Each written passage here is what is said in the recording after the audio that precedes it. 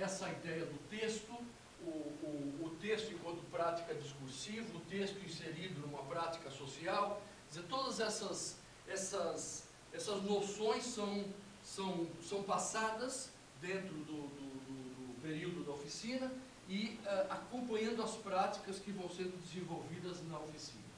E a ideia de leitura, né, a ideia de texto, a ideia de leitura, apresentada de uma maneira bastante ampla, né, mostrando que o texto escrito é uma das formas do texto, né, a ideia do hipertexto é introduzida, a ideia da leitura de um texto, não só de um texto escrito, mas de um texto imagético também. Né? O que nós trabalhamos fundamentalmente são dois polos aqui. O polo jornalístico, que é de absoluto central interesse como introdução ao curso, né? E o polo do texto acadêmico, que é outra coisa que vai acompanhá-nos durante toda a formação universitária. Então, esses dois elementos, esses dois formatos textuais, são os formatos textuais efetivamente trabalhados e desenvolvidos em termos das práticas da oficina. Mas eu coloco um terceiro polo aqui, que é o polo da poesia, tá? Para fazer justamente o contraste entre esse polo, que é o polo da poesia, e o polo do texto acadêmico. Tá? Eu trabalho a partir desse contraste e colocando o texto jornalístico aqui entre esses dois formatos discursivos. Isso é trabalhado, né, em termos da leitura e em termos depois da produção de textos.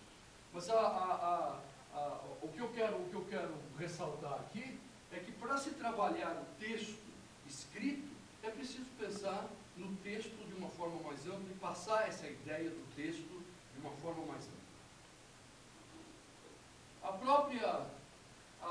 O próprio elemento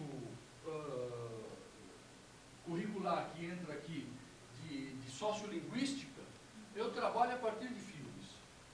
Eu trabalho a partir de dois filmes fundamentais, que são a My Fair Lady e o Despertar de Rita, do Kate Rita, e um terceiro filme, que é esse documentário sensacional, né, que é a língua Vidas em Português, do Vitor Lopes.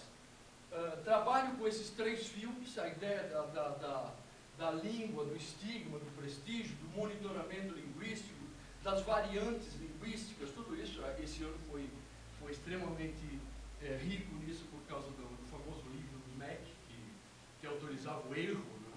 Isso gerou muita discussão, eu levei vários vídeos de pessoas falando sobre isso. Né? Então, há uma introdução à sociolinguística que faz parte do programa e que eu vou levando ao longo da oficina a partir, basicamente, desses filmes, e da discussão desses filmes e da produção de texto em torno desse filme. Quer dizer, sempre a coisa gira em torno da produção de texto, evidentemente. É uma oficina de comunicação escrita. Então, tudo que nós fazemos em termos de outras linguagens vão ser, eventualmente, traduzidos em termos de texto. Outro elemento fundamental que é introduzido é a questão de que esses formatos textuais têm uma história, uma historicidade. Né?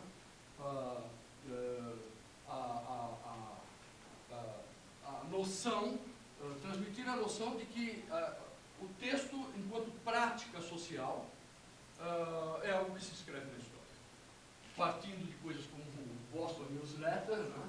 E contrastando o Boston Newsletter de 1704 com a tarde de 2004.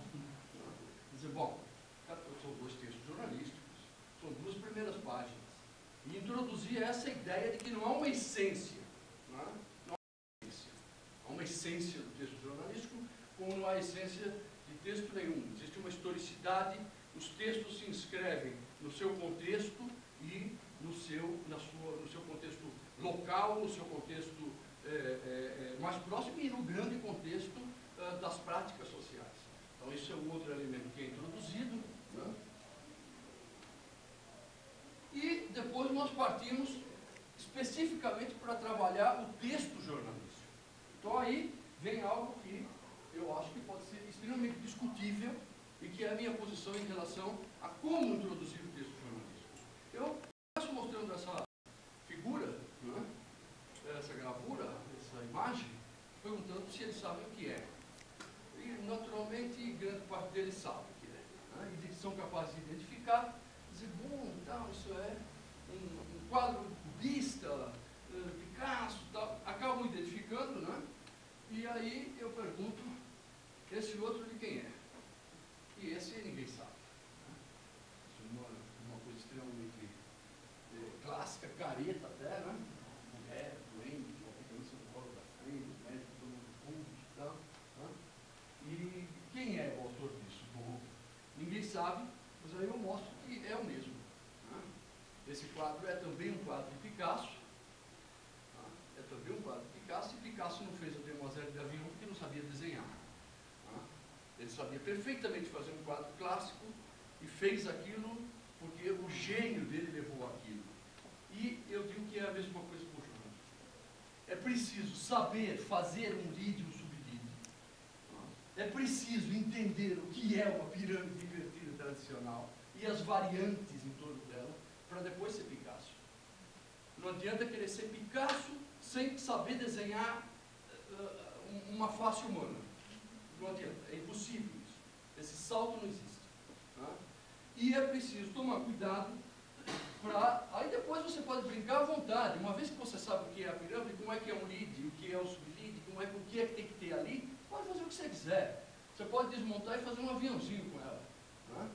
Você pode criar pirâmides flutuantes no hipertexto, você pode trabalhar com o diamante da notícia,